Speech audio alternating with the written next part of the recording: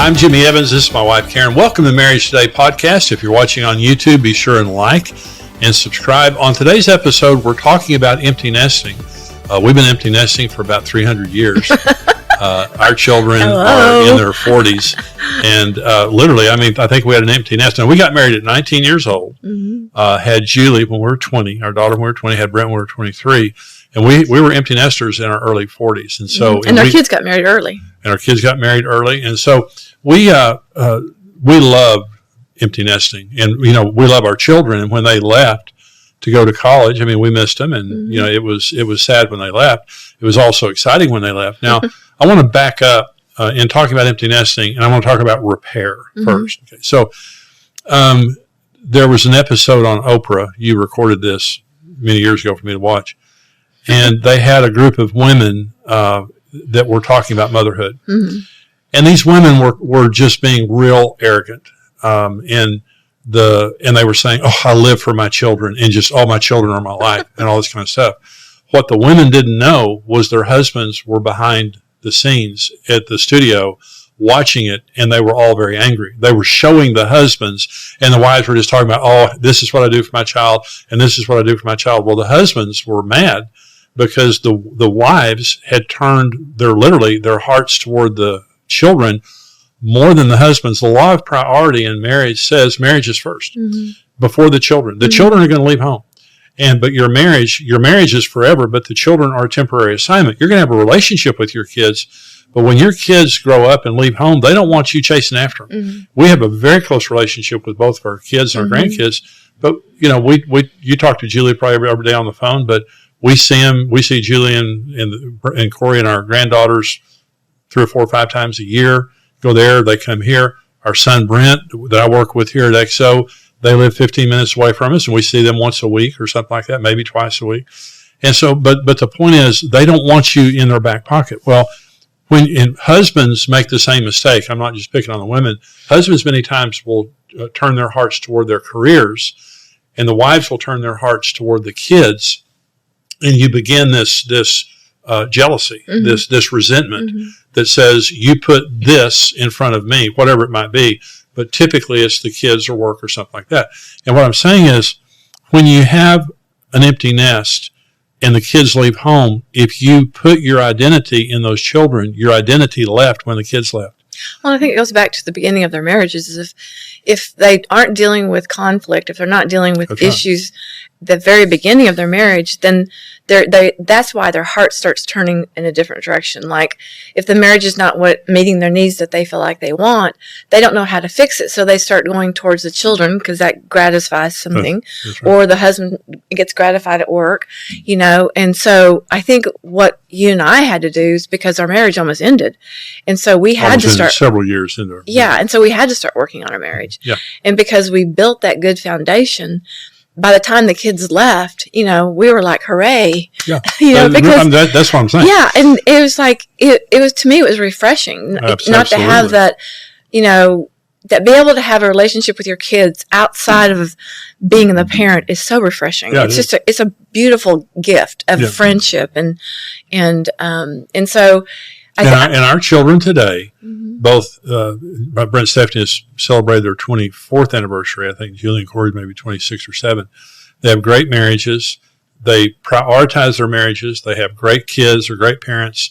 But they have demonstrated in front of their kids what we did with them. Exactly. That is, the marriage is first. That's what I was going to say. They now do exactly. They're good at date nights. Really good at date nights.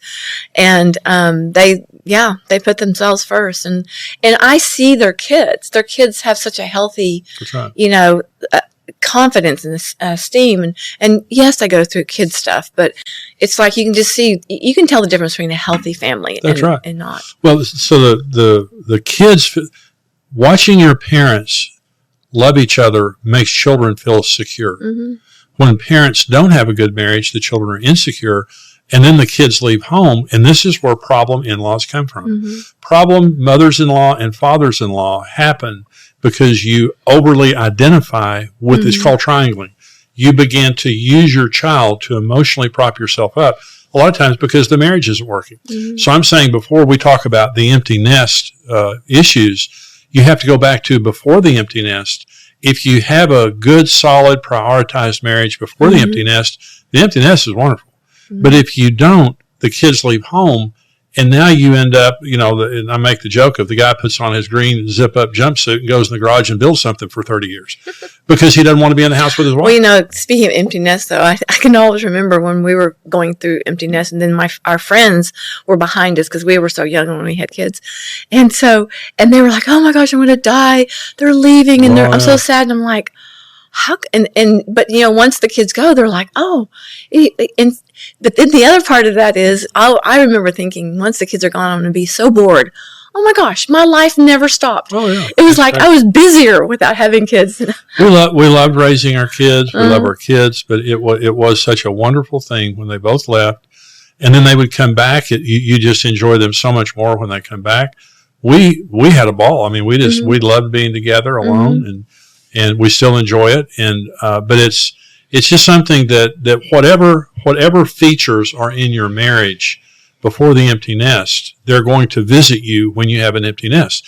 So if you have a really healthy marriage and a prioritized marriage, the kids leave home, it's a no-brainer. You just love being alone together.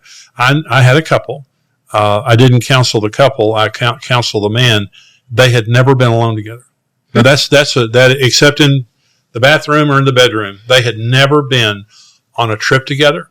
They had never gone on a date together alone in their entire married life. Their marriage was so bad, they were terrified of being alone together. And so I told the man, you need to take your wife on a trip. They went on their trip. They drove about 2 hours to another city close to where they were, got out of the car, walked in their room, dropped their bags, got in a huge fight, grabbed their bags, got back in the car and drove home. And so, I mean, he was completely absorbed in work. She was completely absorbed with the kids. Now, there was a happy ending to that because they ultimately really worked on their marriage and it became really great. But being alone together really scares some people. Mm-hmm. And you've masked your problems for so long. Now you're alone, and it's just, the ghosts show up. So my issue is that get help for your marriage. If you have an empty nest and there are issues like you've prioritized work or you've prioritized church or you prioritize the kids or friends over your marriage, repair that damage and you can have a wonderful rest of your married life together. We have XO Mediators. XOMarriage.com is our website. We have XO Mediators. They'll talk to you on the phone. They'll do a Zoom call with you. If you live away from here, we're in the Dallas-Fort Worth Metroplex. They'll meet with you personally for a half a day, 2 days, to help you get your marriage on a solid foundation. There's hope for your marriage, but sometimes you just need help. Go to your local pastor, go to your local church, go to a Christian counselor. But the main thing is, if you're in an empty nest situation, approaching one or you're in one, and you've got issues you can't deal with, join the club. We all have issues at some point that we can't resolve on our own. Getting help is not a sign of weakness, it's a sign of wisdom. So if you need help in your marriage, reach out. Even if you're the only one willing to reach out, get all the tools and help that you can, because having an empty nest is fantastic. Mm-hmm. It's something to look forward to. It's not complicated at all if you have a healthy marriage. That's good. Okay. So anyway, we hope that this helps. Thanks for joining us today. We'll see you again next time. God bless you.